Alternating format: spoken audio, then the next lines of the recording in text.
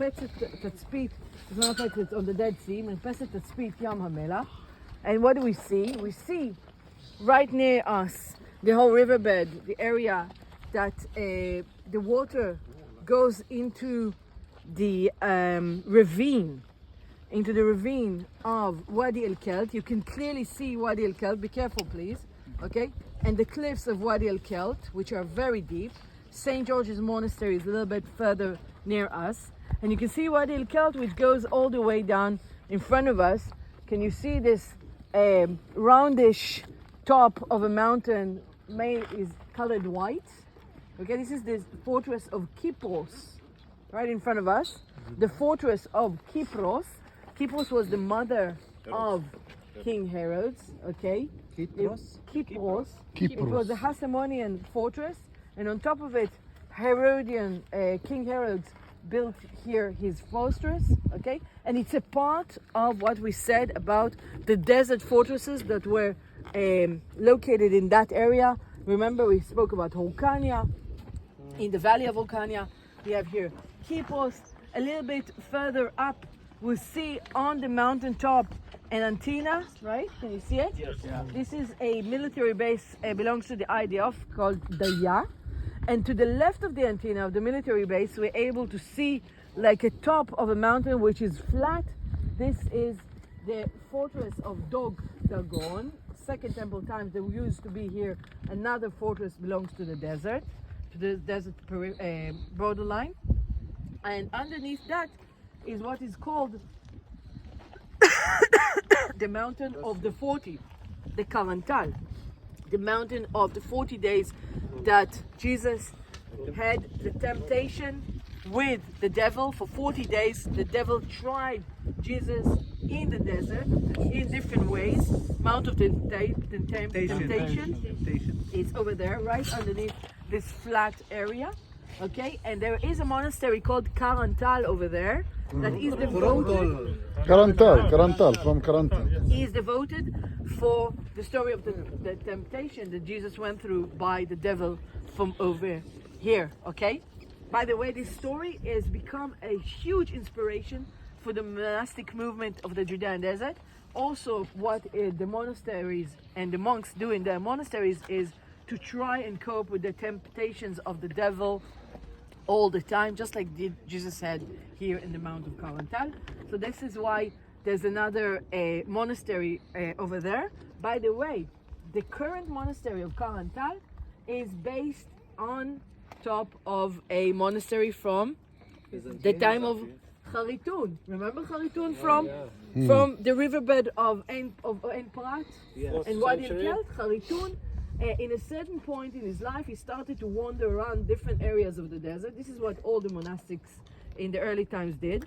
And in a certain point, he arrives to that area, to the fortress of Dok Dagon. That's how it was called in the Second Temple times, okay, in the 1st century AD. Okay, and Charitun was here in the 4th century, and he based off one of his other monasteries here in the Mount Karantal. Okay. By the way, the top of the mountain is flat because there's still a fence over there that the monks from Karantal went up. It was the beginning of the 20th century, and they started to build a monastery on the top of the mountain because Karantal is in the middle of the mountain, but they had to stop because the break of the First World War. So it's just stayed as it is. If you go visit there, you're going to see the ruins of what the monks started to build. Underneath Kypros, Daya, and Karantal, we can see the valley of Jericho. Okay, we're able to see that the western frontier, the western borderline of Jericho is the mountain side of the Judean desert, and the fall of the cliffs of the Judean desert into the valley of Jericho and the Jordan Valley as a whole. Okay. On the northern side, there is a small range of a chain of mountains that is a borderline from the northern side of Jericho.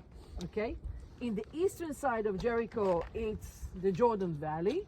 Yes, and on the southern side, there were times of Jericho when Jericho was so flourishing, so big, that it went all the way down to the northern side of the Sea of Galilee, long time ago. And Jericho even sorry, Dead Sea. You're right. And even was activating a port in the Dead Sea that connected the people of Jericho, the merchants of the people of Jericho, between the other side, the Jordanian side, the Moab Mountains, and also some other sides toward the southern part of the Dead Sea, because throughout the history it wasn't always, they weren't able to walk alongside the banks of the Dead Sea. Sometimes the water was too high in order to walk on these banks. So that is why people used boats. You've seen the map of Madaba. We clearly see people on boats with some products on the boats, which they used in the 6th century over here. Okay, I'm going back to Jericho. Inside of Jericho, in 2 weeks, you're going to have a lecture over the tourism site in the West Bank. Okay, and you're gonna speak about Jericho, and you can understand from over here. Jericho has the archaeological tell, the archaeological hill in the middle of the ancient city of Jericho, which goes all the way to the 10,000 years BCE. It's one of the most ancient cities in the world. Okay, and there's a hole there that was exposed over there in the city of Jericho from the Neolithic period.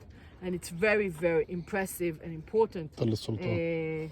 Yes, and it's Tel el Sultan. Yes, the archaeological tell is called Tel el Sultan.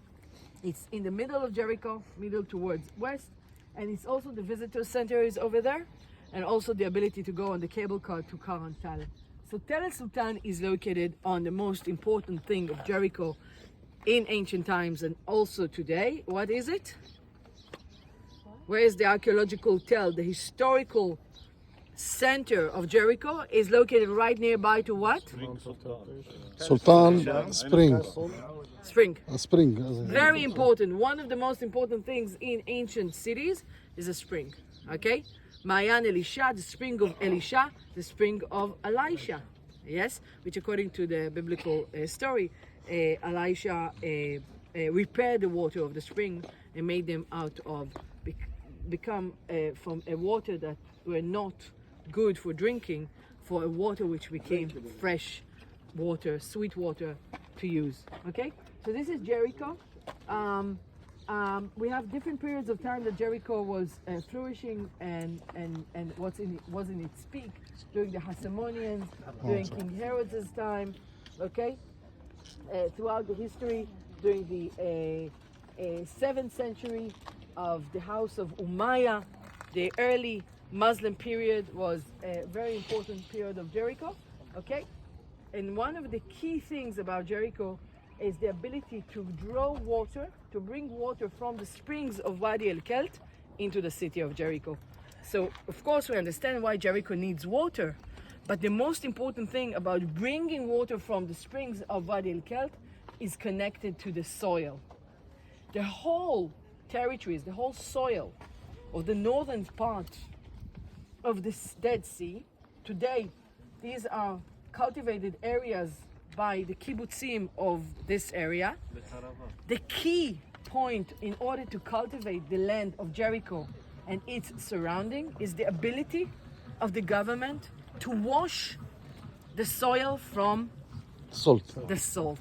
If you know how to wash the soil from salt, you can make this place from a very bad, non-potential at all, to flourishing place. Okay, so in cases that the local regime in the land of Israel was strong enough, they would bring water from Wadi el-Kelt and wash the soil and bring out the potential of Jericho along the history.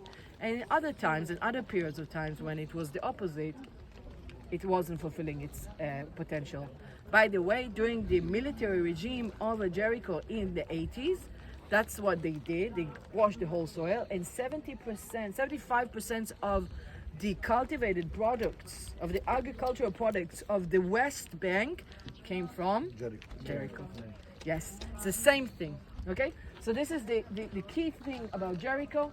Also about all the territories that are cultivated up until today in that area. And what else do we see? I want to go a little bit further to the right. Okay, we see the riverbed of the stream of Og onto my right. Okay, we see the place with the water. It's a place where they take used water, sewage water, and they bring them into a process of desalinization. Yes, and it's located over here in the valley of Horkanya. Okay, a little bit further up is the Dead Sea in the Moab Mountains. Where we see all the green spots are the kibbutzim of that area, yes, of Almog, and of course Beit HaArava. Remember Beit HaArava, Beit HaMa'abara, Beit Obara. We can see somehow a line that goes all the way from the northern part of the sea of the Dead Sea towards north, and it's a green line. Okay, we can hardly see it from over here. This is the Jordan River, okay? So we can somehow understand where the Jordan River goes through, and along that line we can also identify the point of Qasr el-Yahud, okay? It's very hard to see it from over here, but we can see the areas of Qasr el-Yahud beyond the green territories and alongside the green line.